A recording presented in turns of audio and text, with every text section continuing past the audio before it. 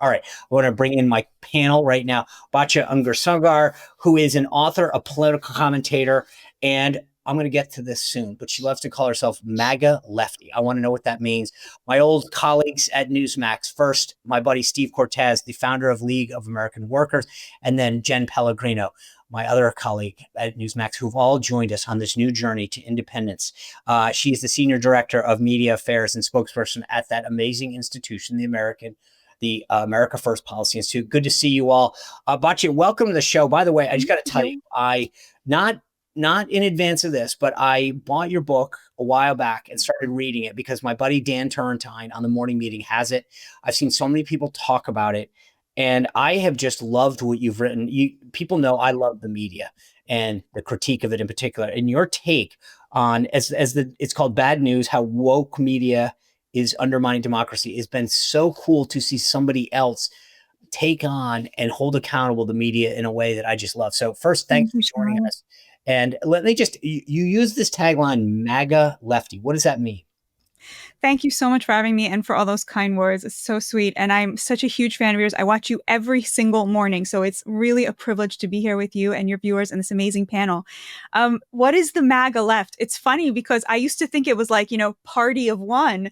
But since I said that on the Bill Maher show, I have gotten comments and private messages from thousands of Americans who have said to me, that's what I am. And what it is somebody who looks at Donald Trump and looks at his agenda and looks at what the GOP was before he arrived, which was socially conservative, pretty much pro-war, American exceptionalism, foreign interventions, and pro-free trade, trickle-down economics, the party of country club and so forth.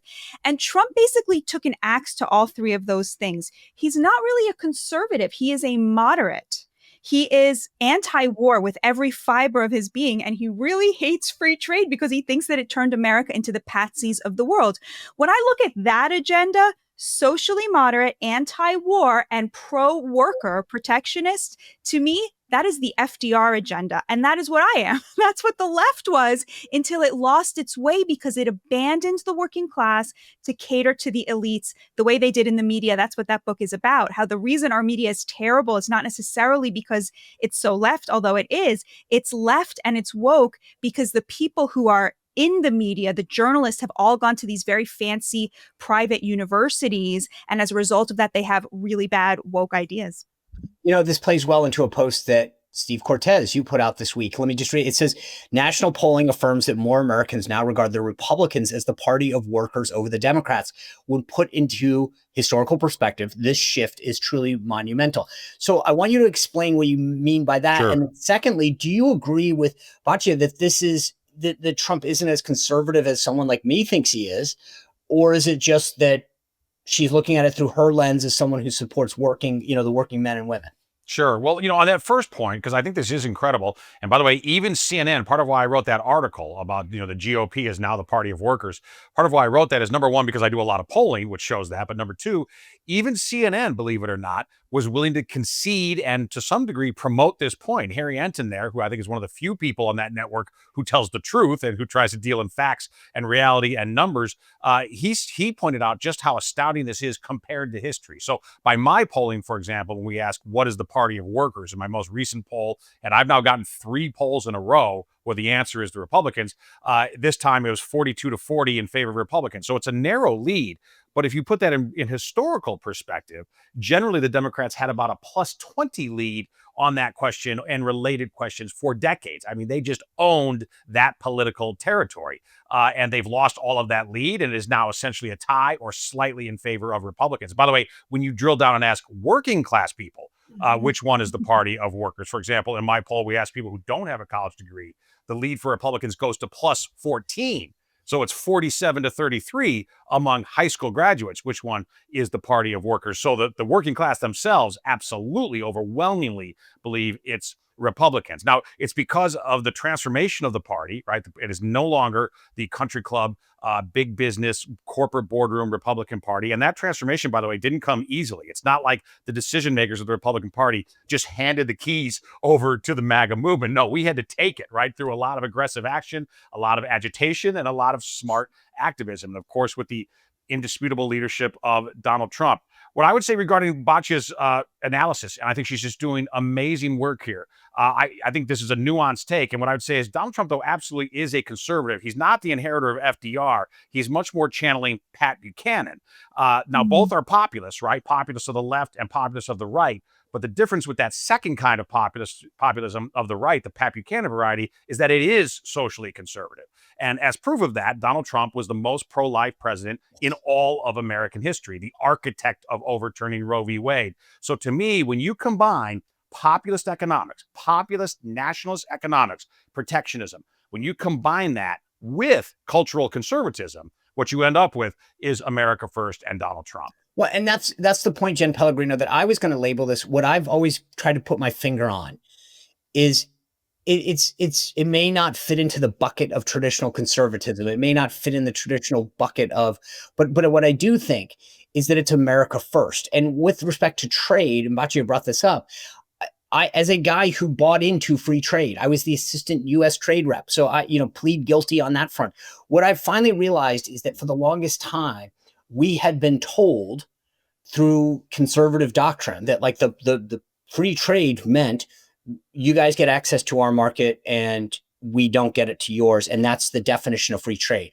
What Donald Trump finally said is, okay, the Soviet Union has collapsed and free trade is, we don't need the same soft power tool that we did back in the day. And free trade is, hey, if you're a friend of mine, it means that you give me the same access that I give you. Fair is fair, right? We're a bigger market. You should still be happy with that.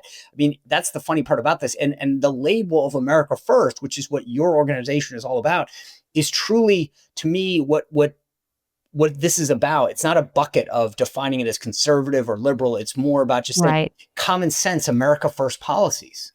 Yeah, and you know what, to Steve's point, it took time, a lot of fighting, a lot of energy, a lot of hard work to get to where we are now.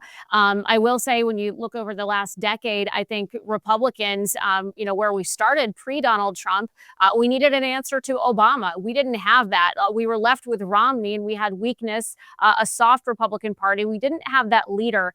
And along came Donald Trump. And he obviously appealed to middle America, those workers that Batya speaks about that felt like they were forgotten. But it took time, and I think it took to us going through President Biden and then coming to this second Trump administration now to where more people have come on board. They've listened to the messaging. The Trump administration, his team, they've obviously really sharpened his messaging and been able to appeal to more Americans. And I think to that point, again, it does become the America First movement where it's not about so much about parties as it is something that more people can get behind and say, yeah, I feel left behind too, whether I was a Democrat, independent, you name it. And I feel like President Trump's messaging is speaking to me. Jenn, I think too, you mentioned that it's such an important point though too, that it's not about party, that these America First, these new MAGA populists, they don't necessarily consider themselves Republicans. That can be a strength and a weakness for the cause. And as an example of the weakness, the recent election in Wisconsin, right? A state which Donald Trump won last November. Critical state, generally the closest of all the swing states. Donald Trump has now won it 2 out of 3 elections. But then we fast forward to April 1st in a state Supreme Court race there, and they elect their justices in Wisconsin. And the Republicans lost, and really lost rather soundly. And one of the biggest reasons was that those Trump voters who don't consider themselves Republicans didn't then turn out. So there are challenges to this, in other words, that these people, these new voters, these populists who now identify, they'll say, yes, the GOP is the party of workers because of Donald Trump, but they aren't hardcore party partisans. They aren't really Republicans yet.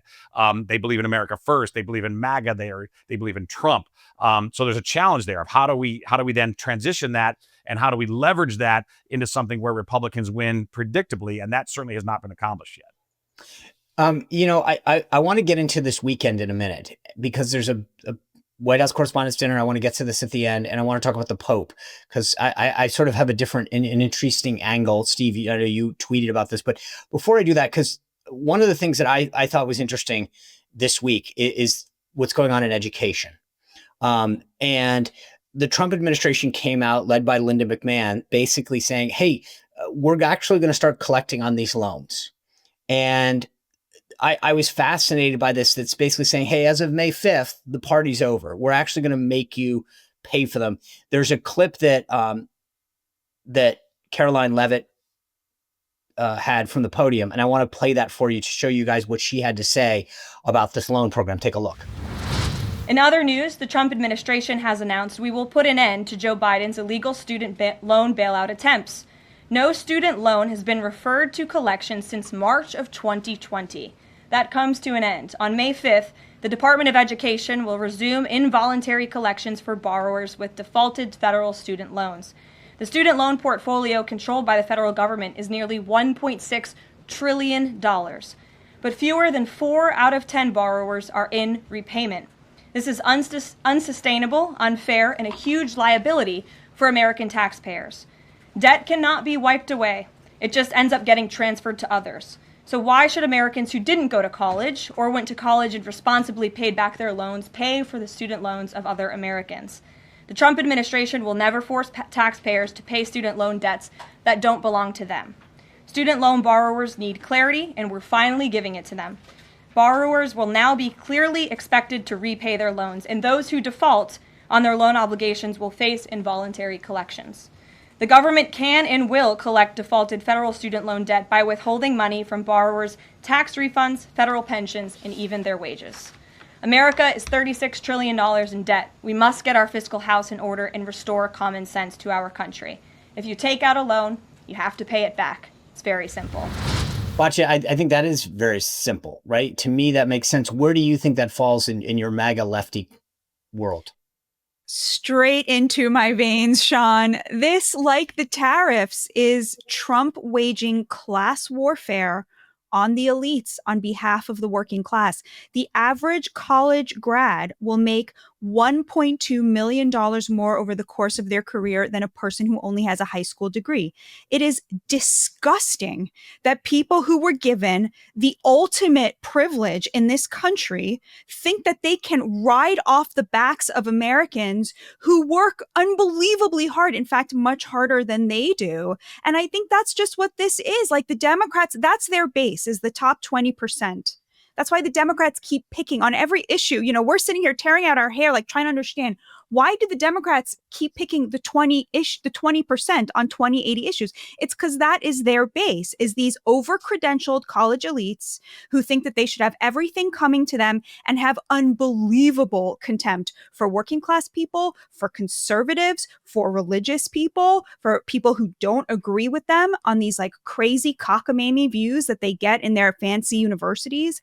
And it's just, this is the chickens coming home to roost. This is class warfare on behalf of the forgotten men and women of this country, not the poor who the Democrats love, the working class. And this is a really important distinction. The Democrats cannot see the difference between working class people and poor people, because to them, anybody who makes less than them is poor, because they have become the party of the rich. And that is where the Republicans' focus absolutely needs to be right now. Working people, people who work really hard and can no longer afford the American dream. And I think that's what President Trump is really, really focused on. Jen, there's 2 points to this. One is, to me, the common sense nature that you take a loan out, you pay it back. Linda McMahon said, and we played the clip yesterday on the show, it's not forgiveness, which is what Biden did. This gaslighting thought that it's forgiving a loan. Someone's paying for that, right? And secondly, and I'll be interested in Steve's take on this, but like, we're missing the bigger point, in my opinion, which is that college costing $80,000, $85,000, $90,000 is insane. The idea that you're basically getting people to get a degree in gender studies so that they'll be in debt for the rest of their lives, whether or not they pay off the loan or not, frankly, is insane. Like, why are we encouraging people to go get a degree in something that they're never going to make enough money to pay off? Like, if you want to be a rocket scientist, an engineer, a doctor, okay, I get that maybe, but going to give them a degree in Latin or English lit or general studies that they will never pay back, to me, is kind of malpractice. Yeah, I mean, it's such a great point, Sean. And you know, I heard Linda McMahon in an interview this week saying, listen, we're at $1.7 trillion in student loan debt. Caroline Levitt saying, you know, we haven't seen repayment since 2020. We're looking at 5 years now. Listen, you go to college, you make that choice. You're an adult saying, I'm going to take out this loan. Well, you better be accountable and pay it back. Again, it doesn't just go away. It's not just forgiveness, as you said. This goes on the backs of taxpayers, and this should be paid back. And I agree with you, Sean. College is wildly expensive these days. I think back to when I graduated some time ago. It's been a little over a decade here, and it was expensive then, and now it's gotten so much worse. It's unbelievable what so many are paying for these useless degrees right now. They're getting people nowhere, and again, it's falling on the backs of the American workers, many of whom said, I didn't choose to go to college. I went an alternate path. Or those that paid off their student loans and are now saying, wait, you're forgiving the student loans of others, and I paid mine off. What about me? Right. It's not fair. Steve, I mean, there are two issues here, right? There's a fairness issue for people who paid off, but then there's also the bigger, broader issue, which is why are we accepting an environment that says it's okay to charge a kid $80,000, $90,000 for a liberal arts education? Yeah. Well, and by the way, not just on the utility of that education, but also the fact that most American universities, let's just be honest about it, are indoctrination centers, okay? They are trying to instill an aggressive, secular humanist worldview into young Americans. Now, people have the freedom, if they're paying for it, to choose to be subjected to that indoctrination. But when we as a country are massively subsidizing it, that's a very, very different story. First, on the fairness point, let me just say personally, I went to one of these fancy schools, took on a lot of debt, paid it all throughout my 20s, which was a very long time ago. Was it worth it? To be honest, probably not. But the point is, I did it. Made a contract, fulfilled the contract, paid it off. Is it unfair to me and millions like me to have debt wiped away and then us pay for the debt? Of course it's unfair. It's patently unfair. But also, looking at the economics of it, and I think everybody kind of suggested this in their comments, the point is college wouldn't be so expensive if it weren't so subsidized by the federal government. If you look, even before Joe Biden, okay, we had about 40 years of essentially no inflation in America, roughly, from 1980 to 2020. Even during that time frame of really tame inflation, college costs absolutely soared because it was so heavily subsidized by the federal government. And a lot of people, I think, now are waking up, and I think Donald Trump's doing a real favor to the American people. And it's not just the state schools. As a matter of fact, in most ways, the private schools are more subsidized than the public schools are. The Ivy League gets more public money than any other group of schools in America. So this isn't just your state university, your flagship school that's getting public money. You are invested, whether you like it or not, in the entirety of this system. And is the system producing results that are commensurate with the investment? I think the honest answer for anyone is no. It's producing a lot of people who don't have skills to get a good job. It's producing a lot of people, unfortunately, young people, who have largely been fooled into believing that America is an evil country, that we were founded on malicious principles, that white men are evil. I could go on and on.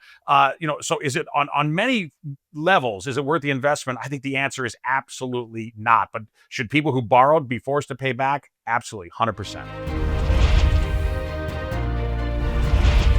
Well, if you enjoyed this content, make sure to like this video, subscribe, and click the notification bell to get more.